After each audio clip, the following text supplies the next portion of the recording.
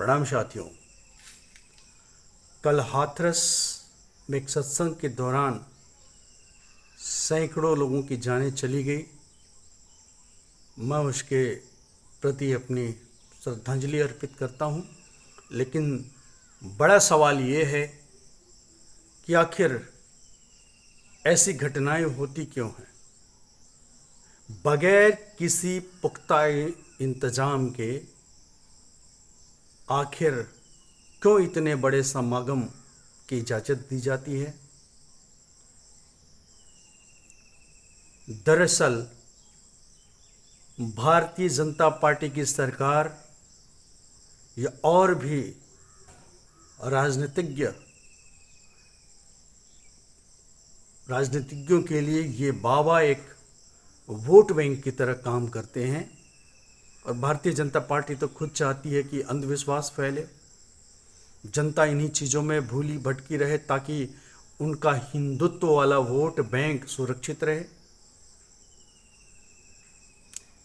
उस सदियों से ये वर्ग चाहती है कि जनता बेवकूफ बनी रहे और 1-2 घंटे के सत्संग सुनाने के नाम पर उनको मोक्ष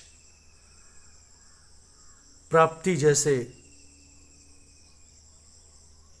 दावे भी किए जाते रहे।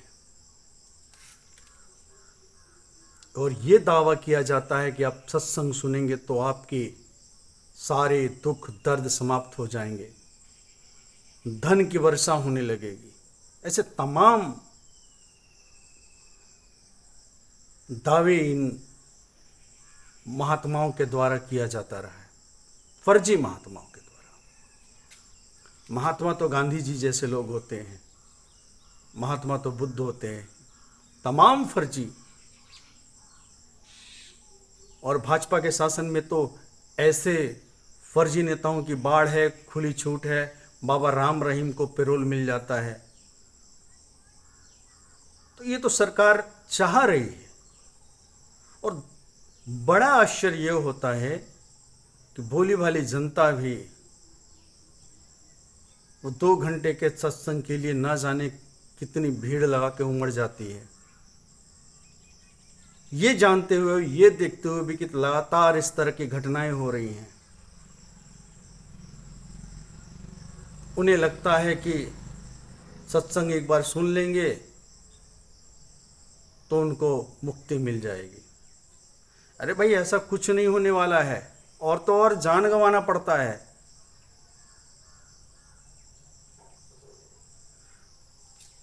न तो भारतीय जनता पार्टी और न तो कांग्रेस पार्टी भी ये चाहती है कि लोग पढ़े लिखे हों, शिक्षित हों, अंधविश्वास के खिलाफ लड़े। अगर ऐसा नहीं होता तो राहुल गांधी नेता प्रतिपक्ष के रूप में अपनी पहली भाषण देते हुए शिव की तस्वीर को बार बार नहीं लहराते और नहीं, ये नहीं कहते कि शिव की अभय मुद्रा है। शिव का कहाँ साक्ष्य है? और राहुल गांधी एक तरफ तो संविधान हाथ में उठाते हैं और दूसरी तरफ शिव की बात उसी सदन में, उसी समय, थोड़े वक्त के अंतराल पे।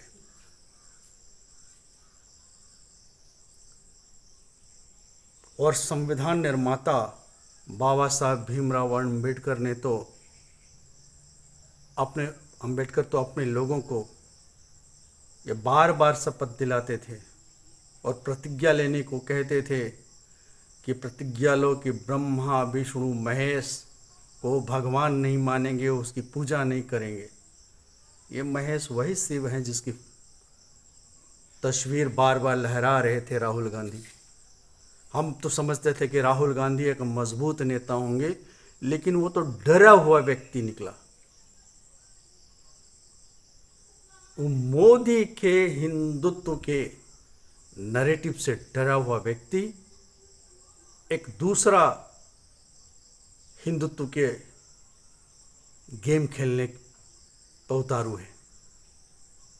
राहुल गांधी चाहते हैं कि राम के वृक्ष शिव को खड़ा कर दिया जाए ताकि उनके वोट बैंक का जो क्षरण हुआ है वो फिर से आ जाए। और जिस शिव की बात वो करते हैं, भारत के धरातल पे कहीं नहीं रहे हैं। वो तो बुद्ध की नकल करके शिव का एक झूठी अवमंडल मनुवादी लोगों द्वारा खड़ा किया हुआ है। बाबा साहब भीमराव अंबेडकर इस महेश की पूजा न करने की बात करते हैं, उन्हें भगवान न मानने की बात करते हैं। लेकिन राहुल गांधी का दोहरा चरित्र तो देखिए, एक तरफ से वो संविधान हाथ में लेते हैं उसी संसद भवन में, उसी भाषण के दौरान भी, और दूसरी तरफ शिव की चित्र लहराते हैं। दरअसल इस देश के 85% आबादी को, जो कि बुद्ध हैं या बुद्धिस्ट रहे हैं, उनका मतांतरण हुआ और उन्हें जबरन हिंदू घोषित किया गया। और राहुल गांधी और भारतीय जनता पार्टी दोनों ये चाहते हैं कि 85% जनता गुमराह बनी रहे, गुमराह रहे, ताकि उनका ये वोट बैंक बना रहे। एक कट्टर हिंदुत्व का, दूसरा सॉफ्ट हिंदुत्व का। और ध्यान की मुद्रा और अभय मुद्रा, ये सब जो बुद्ध परंपरा से आई, उसे बड़ा हल्का करके बाद में थोड़े वक्त के लिए नाम लिया। क्योंकि राहुल गांधी जी जानते हैं कि इस देश की जनता अपने आप को समझ गई, अपने आप पहचान गई, तो उनको पूछने वाला कौन रहेगा? न मोदी को पूछेगा, न राहुल को पूछेगा, न भाजपा को पूछेगा, न कांग्रेस को पूछेगा। इस भारत की सभ्यता सिंधु घाटी सभ्यता से लेके 10वीं 11वीं शताब्दी तक पूर्ण रूप से बौद्ध की सभ्यता रही है। शंकराचार्य के आगमन से पूर्व तक बुद्ध सभ्यता रही है, सम्यक संस्कृति रही है। और अब जो पढ़े लिखे लोग हैं इस देश के, उनका आकर्षण बहुत तेजी से बुद्धिज्म की तरफ जा रहा है। पढ़े लिखे लोग पोंगापंथी पुराण को पढ़ने के बजाय, जिसमें मनुष्य के शरीर में हाथी का सिर बैठा दे लोग और तमाम कोरे कल्पनाएं वहाँ हो, उसके बजाय वैज्ञानिकता को पसंद करते हैं। इसलिए वो महात्मा फुले अंबेडकर, डॉक्टर राजेंद्र सिंह और राजीव पटेल जैसे विद्वानों को अब पढ़ना चाहते हैं। पढ़ा लिखा जमात इन लोगों को पढ़ता है और इतिहास को, अपने संस्कृति को नए सिरे से समझने की कोशिश कर रहा है और बड़े तेजी के साथ वो जागरूक हो रहे हैं। राहुल गांधी जी राम के वृक्ष शिव को खड़ा करने से इस देश का भला नहीं होने वाला है। 85% जनता अब गुमराह नहीं होने वाली है, आपके पीछे नहीं आने वाली है। हाँ, अपने में से ही कुछ लोग अभी गुमराह हैं। इसलिए गुमराह हैं कि जैसे हजारों सालों तक जिस सच्चाई को छिपाया गया और नई सच्चाई प्रस्तुत किया जा रहा है, तो उन्हें विश्वास नहीं होता। उसी तरह से जैसे कोई जन्म के समय से ही अंधेरी कोठरी में हो और उसे बाहर रोशनी दिखाया जाए, तो रोशनी के खिलाफ भी संभवतः वो खड़ा हो सकता है और ये कहेगा कि कौन हमें आग के गोला के पास ले जा रहा है, कौन हमारी आंखों को खराब कर रहा है। एक उसी तरह की घटनाएं कुछ तथाकथित भक्तों के साथ हो सकता है। लेकिन जो भी युवा, जो भी युवती जो भी नई पीढ़ी अध्ययन मनन करता है, महात्मा फुले अंबेडकर, डॉक्टर राजेंद्र प्रसाद राजीव पटेल और तमाम ऐसे नए साहित्यकारों, इतिहासकारों, भाषाविदों, पुरातात्विक विदों को पढ़ता है या पढ़ रहा है, उसकी चेतना इस पाखंडवाद के विरुद्ध, जो हिंदुत्व के नाम पर खड़ा किया गया, मनुवाद के नाम पर जो पाखंड खड़ा किया गया, उस पाखंडवाद के खिलाफ जरूर खड़ा हो रहा है।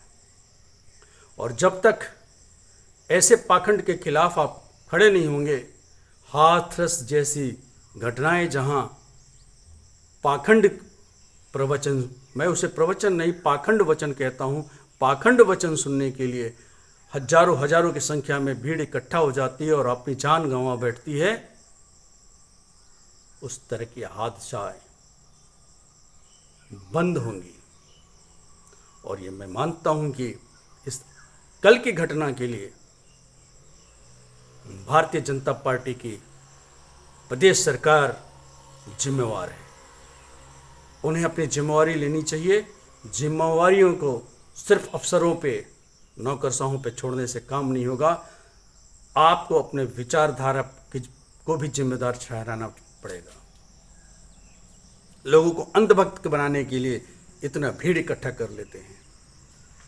जिम्मेवार भारतीय जनता पार्टी की विचारधारा है। जिम्मेवार कहीं न कहीं कांग्रेस पार्टी की वो विचारधारा है जिसे राहुल गांधी नए सिरे से खड़ा करना चाहते हैं, राम के वृक्ष शिव को।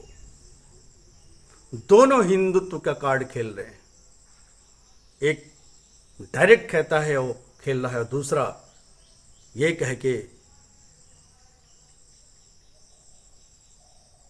कि भारतीय जनता पार्टी ही पूरा हिंदू नहीं है। उस हिंदुत्व में राहुल गांधी भी सेंधमारी करना चाहते हैं, लेकिन देश की असली विचारधारा को राहुल गांधी भी पीछे ढकेलना चाहते, और भाजपा तो है ही है। और इसे हम इस देश के नागरिक को, बहुसंख्यक समाज को इसे ही समझना होगा कि उनके साथ किस तरह से साजिश हो रही है। उन्हें मूल में नहीं जाने दिया जा रहा, उन्हें खुद को पहचानने से रोका जा रहा है। और ये दोनों बाधक हैं। ये दोनों चाहते हैं कि आप इनके वोट बैंक बने रहें। इसे आप समझिए, खुद का भला करिए, समाज का भला करिए और देश को आगे बढ़ाने में सहयोग करिए।